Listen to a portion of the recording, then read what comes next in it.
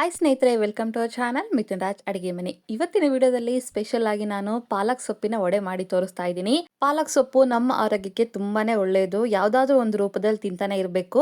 ಮಕ್ಕಳಿಗೆ ಕೊಟ್ರೆ ತಿನ್ನಲ್ಲ ಅಲ್ವಾ?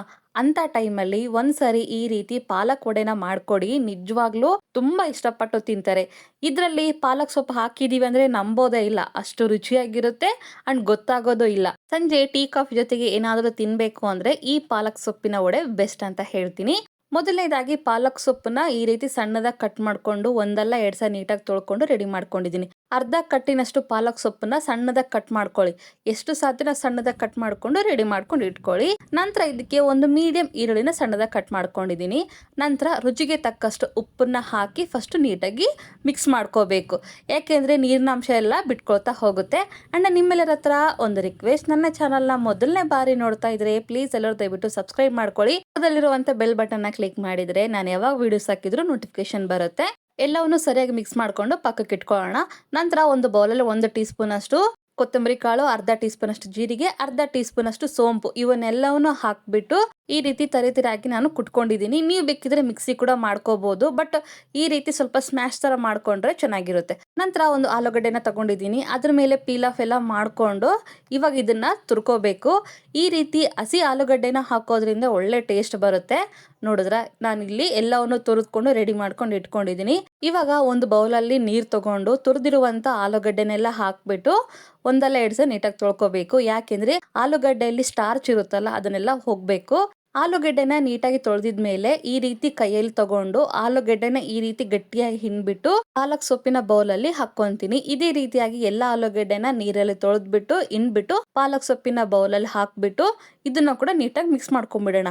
ಯಾವಾಗ್ಲೂ ಈರುಳ್ಳಿ ಬಜ್ಜಿ ಮತ್ತೆ ಮೆಣಸಿನ್ಕಾಯಿ ಬಜ್ಜಿ ತಿಂತಾನೆ ಇರ್ತೀವಿ. ಒಂದ್ಸರಿ ಡಿಫ್ರೆಂಟ್ ಆಗಿ ಹೆಲ್ತಿಯಾಗಿ ಈ ಪಾಲಕ್ ವಡೆನ ಟ್ರೈ ಮಾಡಿ. ನಂತರ ಇದಕ್ಕೆ ಆಲ್ರೆಡಿ ಪುಡಿ ಮಾಡಿರುವಂತ ಧನಿಯಾ ಕಾಳಿನ ಪುಡಿ ಇದೆಲ್ಲ ಅದನ್ನ ಹಾಕ್ತಾ ಇದ್ದೀನಿ. ನಂತರ 1 ಟೀ ಸ್ಪೂನ್ ಅಷ್ಟು ಶುಂಠಿ ಬೆಳ್ಳುಳ್ಳಿ ಪೇಸ್ಟ್, ನಂತರ ಒಂದು ಹಸಿಮೆಣಸಿನಕಾಯಿನ ಈ ರೀತಿ ಸಣ್ಣದಾಗಿ ಕಟ್ ಮಾಡ್ಕೊಂಡು ಹಾಕೊಂಡಿದ್ದೀನಿ. ಚಿಟಿಕೆಯಷ್ಟು ಅರಿಶಿಣ, ಸ್ವಲ್ಪ ಇಂಗು, ನಂತರ ಅಜ್ವೈನ್ ಹಾಕ್ತಿದ್ದೀನಿ ಒಂದು ಅರ್ಧ ಟೀ ಸ್ಪೂನ್ ಅಷ್ಟು.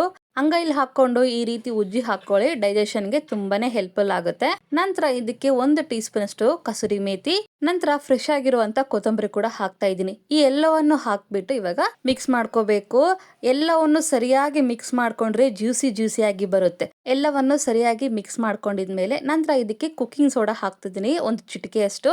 ನಂತರ ಒಂದು ಅರ್ಧ ಕಪ್ಪಿನಷ್ಟು ಕಡಲೆ ಹಿಟ್ಟನ್ನ ಹಾಕ್ತಾ ಇದ್ದೀನಿ. ನಾನು ತಗೊಂಡಿರೋ ಕ್ವಾಂಟಿಟಿಗೆ ಅರ್ಧ ಕಪ್ ಸರಿಯಾಗುತ್ತೆ. ನಂತರ 1/4 ಕಪ್ಪಿನಷ್ಟು ಅಕ್ಕಿ ಹಿಟ್ಟನ್ನ ಹಾಕ್ತಾ ಇದ್ದೀನಿ. ನೀರನ್ನ ಬೆರೆಸದೆ ಹಾಗೆ ಮಿಕ್ಸ್ ಮಾಡ್ಕೋಬೇಕು. ಯಾಕೆ ಅಂದ್ರೆ ಪಾಲಕ್ ಸೊಪ್ಪು ಮತ್ತೆ ಈರುಳ್ಳಿ ಆಲೂಗಡ್ಡೆಯಿಂದ ಬರುವಂತ ನೀರಿನಂಶನೇ ಸಾಕು, ಅದಕ್ಕಿಂತ ಜಾಸ್ತಿ ಬೇಡ, ನೀರು ಕೂಡ ಬೇಕಾಗೋದಿಲ್ಲ. ಈ ರೀತಿ ಈ ಕನ್ಸಿಸ್ಟೆನ್ಸಿನಲ್ಲಿ ಕಲಿಸ್ಕೊಂಡು ರೆಡಿ ಮಾಡ್ಕೊಂಡು ಇಟ್ಕೊಳ್ಳಿ. ಇವಾಗ ಸ್ವಲ್ಪನೇ ತಗೊಂಡು ಉಂಡೆ ತರ ಮಾಡ್ಕೊಂಡು ವಡೆ ತರ ಮಾಡ್ಕೊಂಡು ಎಣ್ಣೆಯಲ್ಲಿ ಡ್ರಾಪ್ ಮಾಡ್ಕೊಂತ ಹೋಗ್ಬೇಕು. ನೋಡಿದ್ರೆ ಈ ರೀತಿ ವಿಡಿಯೋದಲ್ಲಿ ತೋರಿಸ್ತಿರೋ ಹಾಗೆ ಈ ಕಡೆ ಎಣ್ಣೆ ಕೂಡ ಕಾದಿದೆ. ಸ್ವಲ್ಪ ಹಾಕಿ ನೋಡ್ತಾ ಇದ್ದೀನಿ, ಚೆಕ್ ಮಾಡ್ತಿದ್ದೀನಿ ಎಣ್ಣೆ ಕಾದಿದೆನಾ ಇಲ್ಲ ಅಂತ. ಕರೆಕ್ಟ್ ಆಗಿ ಕಾದಿದೆ. ಇವಾಗ ಗ್ಯಾಸನ್ನ ಲೋ ಫ್ಲೇಮಲ್ಲಿ ಇಟ್ಕೊಂಡು ಎಣ್ಣೆಯಲ್ಲಿ ಎಷ್ಟು ವಡೆ ಇಡಿಸುತ್ತೋ ಅಷ್ಟು ವಡೆನ ಹಾಕ್ಕೊಳ್ಳಿ. ನಾನಿಲ್ಲಿ ಸರಿಸುಮಾರಾಗಿ ಒಂದು 4 ರಿಂದ 5 ವಡೆನ ಹಾಕ್ಕೊಂಡಿದ್ದೀನಿ. ನಾನು ತಗೊಂಡಿರೋ ಎಣ್ಣೆ ಕ್ವಾಂಟಿಟಿಗೆ ಎಲ್ಲ ವಡೆನ ಹಾಕ್ಕೊಂಡು ಮತ್ತೆ ಗ್ಯಾಸನ್ನ ಮೀಡಿಯಂ ಫ್ಲೇಮಲ್ಲಿ ಇಟ್ಕೊಂಡು ಎರಡೂ ಕಡೆ ಕಲರ್ ಬರೋವರೆಗೂ ಅಂದ್ರೆ ಬಣ್ಣ ಬರೋವರೆಗೂ ಫ್ರೈ ಮಾಡ್ಕೋಬೇಕು. ಯಾವುದೇ ಕಾರಣಕ್ಕೂ ಗ್ಯಾಸನ್ನ ಹೈ ಫ್ಲೇಮಲ್ಲಿ ಇಟ್ಕೊಂಡು ಈ ವಡೆನ ಫ್ರೈ ಮಾಡ್ಕೋಬೇಡಿ. ಯಾಕೆಂದ್ರೆ ಬೇಗ ಕಲರ್ ಬಂದ್ಬಿಡುತ್ತೆ, ಒಳಗಡೆ ಹಸಿಯಾಗಿ ಹಾಗೆ ಇರುತ್ತೆ. ಹಾಗಾಗಿ ಫಸ್ಟಿಗೆ ನಾನು 2 ಹಾಕಿದ್ನಲ್ಲ, ಅವು ಬೇಗ ಫ್ರೈ ಆಗಿಬಿಟ್ಟು ಟಿಶ್ಯೂ ಪೇಪರ್ ಮೇಲೆ ತೆಗೆದ್ಬಿಟ್ಟು ಹಾಕ್ತಾ ಇದ್ದೀನಿ. ನಂತರ ಉಳಿದಿರುವಂಥ 3 ವಡೆನ ಕೂಡ ತೆಗೆದ್ಬಿಟ್ಟು ಟಿಶ್ಯೂ ಪೇಪರ್ ಹಾಕಿರೋ ಪ್ಲೇಟಿಗೆ ಹಾಕ್ಕೊತೀನಿ. ಈ ವಡೆನ ತೆಗಿಬೇಕಾದ್ರೆ ಗ್ಯಾಸನ್ನು ಲೋ ಫ್ಲೇಮಲ್ಲೇ ಇಟ್ಕೊಳ್ಳಿ. ಈ ವಡೆನ ಕೂಡ ಇವಾಗ ಟಿಶ್ಯೂ ಪೇಪರ್ಗೆ ಹಾಕ್ತಿದ್ದೀನಿ. ನಂತರ ಸೆಕೆಂಡ್ ಬ್ಯಾಚಲ್ಲಿ ಕೂಡ ಇದೇ ಥರನೇ ಪ್ರಾಸೆಸ್ನ ರಿಪೀಟ್ ಮಾಡ್ತಿದ್ದೀನಿ. ಗ್ಯಾಸನ್ನು ಲೋ ಫ್ಲೇಮಲ್ಲೇ ಇಟ್ಕೊಂಡು ಎಣ್ಣೆಯಲ್ಲಿ ಎಷ್ಟು ಹಿಡಿಯುತ್ತೆ ಅಷ್ಟು ವಡೆನ ಹಾಕ್ಕೊಂಡು ಮತ್ತೆ ಗ್ಯಾಸನ್ನು ಮೀಡಿಯಂ ಫ್ಲೇಮಲ್ಲಿ ಇಟ್ಕೊಂಡು ಬಣ್ಣ ಬರೋವರೆಗೂ ಫ್ರೈ ಮಾಡ್ಕೋಬೇಕು. ಒಂದು ವೇಳೆ ನಿಮಗೆ ಈ ರೀತಿ ವಡೆ ಮಾಡಕ್ ಕಷ್ಟ ಆಗುತ್ತೆ ಅಂದ್ರೆ ಸಣ್ಣ ಸಣ್ಣ ಬಜ್ಜಿ ರೂಪದಲ್ಲಿ ಕೂಡ ಮಾಡ್ಕೋಬಹುದು. ನಾವು ಈರುಳ್ಳಿ ಬಜ್ಜಿ ತಿಂತೀವಲ್ಲ, ಹಾಗೆ ಕೂಡ ಮಾಡ್ಕೊಂಡ್ರು ಕೂಡ ರುಚಿ ಚೆನ್ನಾಗಿರುತ್ತೆ. ಹೆಂಗ್ ಮಾಡ್ಕೊಂಡ್ರು ರುಚಿ ಮಾತ್ರ ಅಲ್ಟಿಮೇಟ್ ಆಗಿರುತ್ತೆ. ಈ ಒಂದು ವಡೆನ ಬಿಸಿ ಇರುವಾಗ್ಲೇನೆ ತಿಂದ್ರೇನೆ ತುಂಬಾ ರುಚಿಯಾಗಿರುತ್ತೆ. ನೋಡಿದ್ರೆ ವಡೆ ಎಲ್ಲ ರೆಡಿ ಆಗಿದೆ. ನಂತರ ಟಿಶ್ಯೂ ಪೇಪರ್ ಹಾಕಿರೋ ಪ್ಲೇಟಿಗೆ ಹಾಕೊಂತಾ ಇದ್ದೀನಿ. ಎಕ್ಸ್ಟ್ರಾ ಟೇಸ್ಟ್ಗೋಸ್ಕರ ನಾನಿಲ್ಲಿ ಹಸಿಮೆಣಸಿನಕಾಯಿ ಕೂಡ ಸ್ವಲ್ಪ ಫ್ರೈ ಮಾಡ್ತಿದ್ದೀನಿ. ಫ್ರೈ ಮಾಡಿಬಿಟ್ಟು ಪಾಲಕ್ ಸೊಪ್ಪಿನ ವಡೆ ಮೇಲೆ ಹಾಕ್ತಾ ಇದ್ದೀನಿ.